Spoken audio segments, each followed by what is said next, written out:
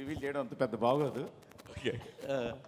అంటే యాక్చువల్గా నాకు మీ సినిమాల్లో F2 ఇష్టం అని చెప్పి దిల్రాజు గారు అన్నారు, కానీ నాకు రాజా ది గ్రేట్ ఇష్టం. ఎందుకంటే హై యాక్షన్ని, హై ఎంటర్టైన్మెంట్ని, ఫ్యామిలీ ఎమోషన్స్ని, ఈ మూడింటిని పర్ఫెక్ట్గా బ్లెండ్ చేసిన cinema Raja the great. So మళ్ళీ ఆ తర్వాత మీరు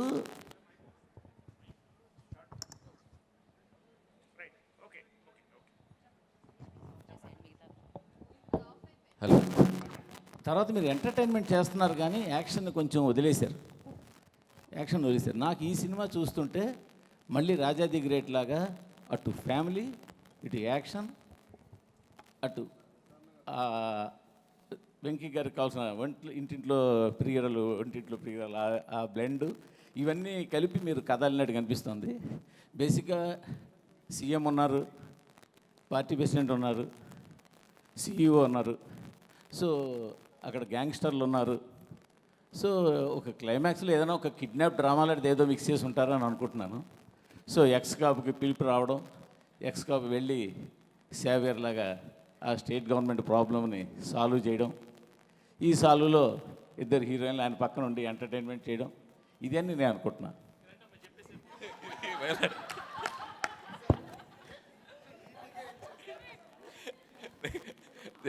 ఓకే, నెక్స్ట్ ఎనీబడి?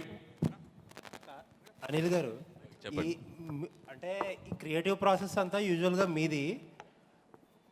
మా క్రియేటివిటీ ఎలా ఉంటుందంటే ఒక్క 10-15 నిమిషాలు టైం ఇస్తా, పక్కకి వెళ్ళి మీకు కావాల్సిన వాళ్ళు ఒకళ్ళిద్దరికి ఫోన్లు చేసుకుంటే కథ అంతా వచ్చేస్తుంది. అందుకే మీకు ఆ టైం ఇవ్వకుండా మా ఎదురు కూర్చోబెట్టుకున్నాం. ప్రాబ్లం ఏంటంటే వెంకటేష్ గారేమో సినిమాల్లో కథలు ఉండాలి, మీ దాంట్లో ఏమో కథల కంటే కూడా ట్రీట్మెంట్, ఎంటర్టైన్మెంట్ ఎక్కువ. కాబట్టి ఇది పెద్ద టెస్ట్ మాకు ఇది. నాకు అనిపిస్తుంది ఏంటంటే వెంకటేష్ గారు, మీనాక్షి గారు ఎక్కడో సంథింగ్ ఏదో కొలీగ్స్ అయి ఉంటారు. వీళ్ళిద్దరు మ్యారేజ్లో ఆ అమ్మాయి, వీళ్ళిద్దరు హ్యాపీ మ్యారేజ్లోనో ఎందులోనో ఉంటుండగా ఆ అమ్మాయి ఈయన అక్కడ ఫ్లాష్ బ్యాక్లో వదిలేసిన ఒక ప్రాబ్లమ్ను తీసుకొచ్చి వీళ్ళ ఇద్దరి మధ్యలోకి వచ్చి కూర్చుంటుంది అనుకుంటున్నాను నేను. ఆ అమ్మాయి వచ్చిన ప్రాబ్లమ్స్తో, ఆ అమ్మాయితో పాటు ఆ అమ్మాయి ఆయన గతం తాలూకు ప్రాబ్లమ్స్ తీసుకురావడం, అవన్నీ ఎలా సాల్వ్ చేస్తారన్న స్టోరీ అనుకుంటున్నాను. Super, first 2 super. Next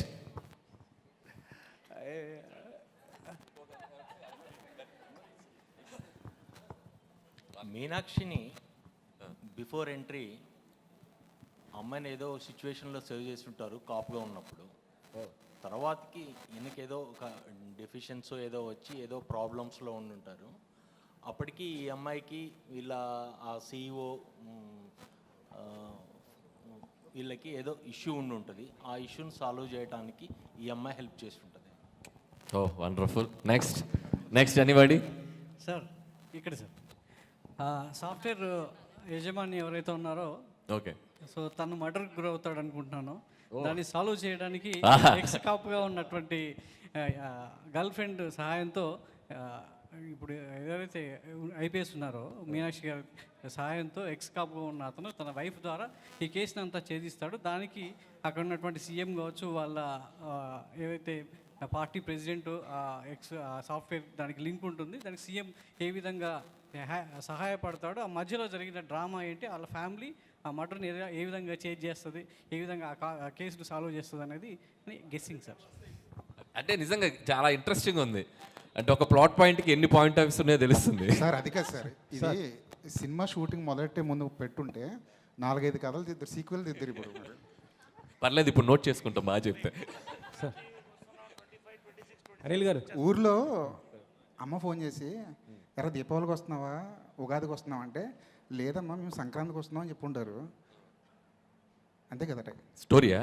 okay, ఇంతకు మించి స్టోరీ సార్. అది కాదు సార్, ఒక పోస్టర్ పెట్టి కథ చెప్పమంటే కాదు. పోస్టర్ మీకు అన్ని క్యారెక్టర్స్ ఉన్నాయి, ఒక కథలో ఉన్న పాత్రలన్నీ ఉన్నాయి. ఇప్పుడు మూర్తి గారు చెప్పారు, సార్ చెప్పారు, అండ్ ఆయన చెప్పారు, లక్ష్మీనారాయణ గారు చెప్పారు.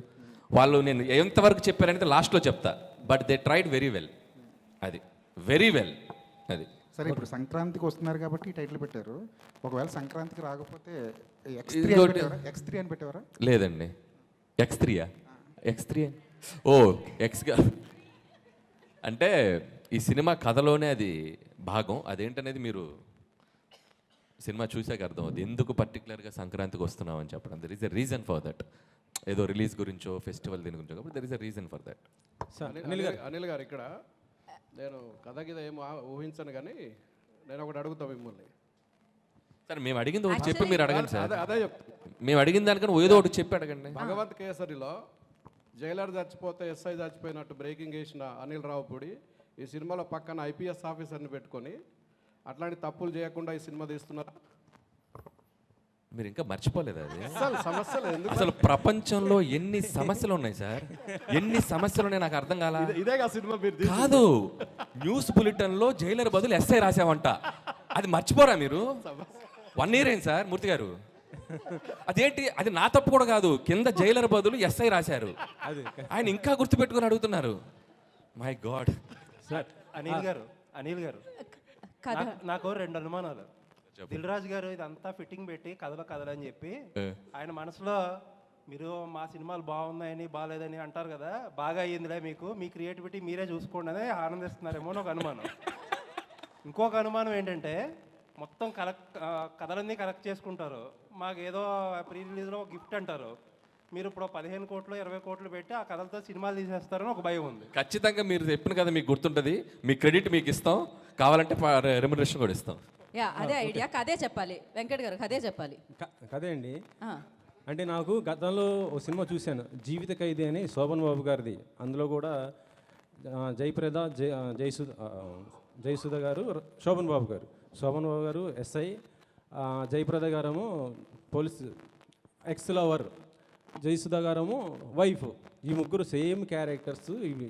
కాకపోతే దాంట్లోనేమో జయప్రద గారు చనిపోతారు, సీరియస్గా అది క్లైమాక్స్. ఇందులో మీరు ఫన్గా చూపిస్తున్నారేమో నాకు అదే.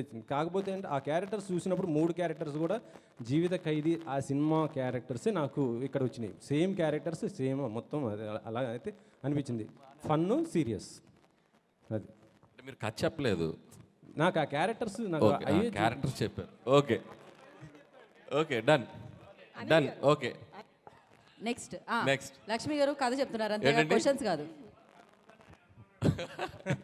అందుకేగా మిమ్మల్ని అడుగుతున్నాం. అడగండి, చెప్పండి. సారీ, ఇక్కడ అనిల్ గారు ఒక్క నిమిషం. సో సీఎం మనవడు అనుకుంటా అబ్బాయి, ఐశ్వర్య రాజేష్ సీఎం కూతురు. ఆ ఒడిశా వాళ్ళు వచ్చి కిడ్నాప్ చేస్తారు. ఎవరిని? సీఎం మనవండి, ఐశ్వర్య అన్ని బుల్రాజు గారిని కిడ్నాప్ చేస్తే ఆ టైంలో అంటే సీఎం జాబ్. సో మైక్, ఇంకో మైక్ తీసుకోండి. సో అతను సీఎంగా ఉన్నప్పుడు ఏదో ఇష్యూస్ వచ్చి ఆయన జాబ్ వదిలేస్తాడు, వైఫ్ని కూడా వదిలేస్తాడు. మళ్ళీ కొడుకు కోసం వీళ్ళందరూ కలుస్తారు. అప్పుడు ఆమె ఎంప్లాయీగా ఉన్నారు, కాప్గా ఉన్నారు. సో కొడుకుని కనిపెట్టడానికి వీళ్ళంతా ఒక గేమ్. అందులో లాస్ట్లో ఆ లేడీస్కి సంబంధించి సమ్ సెన్సిటివ్ పాయింట్ ఇస్తారనిపిస్తుంది. ఎందుకంటే అనిల్ రావుపూడి అంటే 100% ఒక మెసేజ్ ఉంటుంది. అది భగవంత్ కేసరి కావచ్చు, ఇప్పుడు కావచ్చు. ఇది మొత్తం సీఎం పాయింట్ ఆఫ్ వ్యూలో ఉంది. ఇప్పుడు మీరు చెప్పిన దాంట్లో అనిల్కి ఒక కొత్త స్టోరీ దొరికిందండి, సీక్వెల్ దొరికింది. అండ్ ఇంకోటి, ఇందాక మీరు అన్నట్టు దిల్ రాజు గారికి దీంట్లో ఏం ప్రమోయం లేదు మొత్తం. ఇది అనిల్ నిన్న ఫోన్ చేసి సరే ఇలా కొత్తగా చేద్దాం అనుకుంటున్నా నీ కాన్సెప్ట్ చెప్పాడు. సో చాలా బాగుంది చెయ్యని ఇలా అనుకున్నాం అంతే. నాది దీంట్లో ప్రమేయం లేదు. ప్రమేయం అంటే కుదరదు, గెస్ట్ చేసిన వాళ్ళకి గిఫ్ట్లు ఇవ్వాల్సిందే. అనిల్ గారు ఇక్కడ నెక్స్ట్ కదా. అనిల్ గారు నెక్స్ట్ కదా ఓపెన్ చేస్తే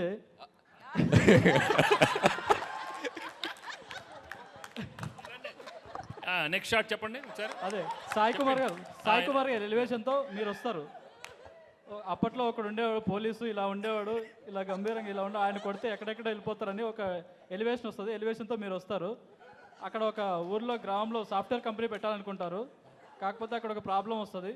అప్పుడు మిమ్మల్ని తీసుకొస్తారు పోలీస్గా. మీకు ఐశ్వర్య కాదు ఏమన్నారు, మీనాక్షి గారు సపోర్ట్ చేస్తారు. ఆమె ఆల్రెడీ డిపార్ట్మెంట్లో ఉంటారు. సపోర్ట్ చేసిన తర్వాత మీరు ఎలాగో ఎక్స్ గర్ల్ ఫ్రెండ్ కాబట్టి మీ మధ్యలో మళ్ళీ ఆమె వస్తారు. అలా ఫండ్ నడుస్తుంటుంది. ఆ తర్వాత సీఎం ఏం చేశారు, అలాగే పార్టీ ప్రెసిడెంట్ ఆ ఊరిని కాపాడడానికి, అలాగే అక్కడ ఫ్యాక్టరీ మైక్రోసాఫ్ట్ ఫ్యాక్టరీ రావడానికి ఏం చేశారు అనేది ఒక స్టోరీ అనుకుంటున్నాను. కాదు, తెలుగు ఫిల్మ్ ఇండస్ట్రీలో ఒకరు కథ చెప్తుంటే లైవ్ పర్ఫార్మెన్స్ చేసింది ఇదేనేమో. మీరు కథ చెప్తుంటే మీ ముందు పాత్రలు కదులుతున్నాయి, మీరు గమనించారా లేదో. సంక్రాంతికి వస్తున్నాం 2025, 26, 27 వరకు వచ్చేస్తాయి కథలు. Thank you. అనిల్ గారు సార్ మీరు ఎమ్మెల్యే అవుతారనుకుంటే సీఎం అయ్యారు సార్, కంగ్రాచులేషన్స్.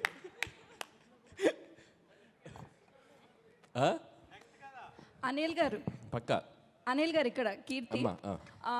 నేను ఎక్స్పెక్ట్ చేసిన స్టోరీ అయితే కనుక ఫస్ట్ స్టోరీ స్టార్టింగ్ అవసరాల శ్రీనివాస్ గారితో స్టార్ట్ అవుతుంది. సో అవసరాల శ్రీనివాస్ గారికి మాఫియాకి మధ్యన జరిగే ఇష్యూస్లో రిమైనింగ్ కథ అంటే వెంకటేష్ గారి కథ ఒక ఫ్యామిలీ ఎంటర్టైనర్ మధ్యలో వస్తూ ఉంటుంది.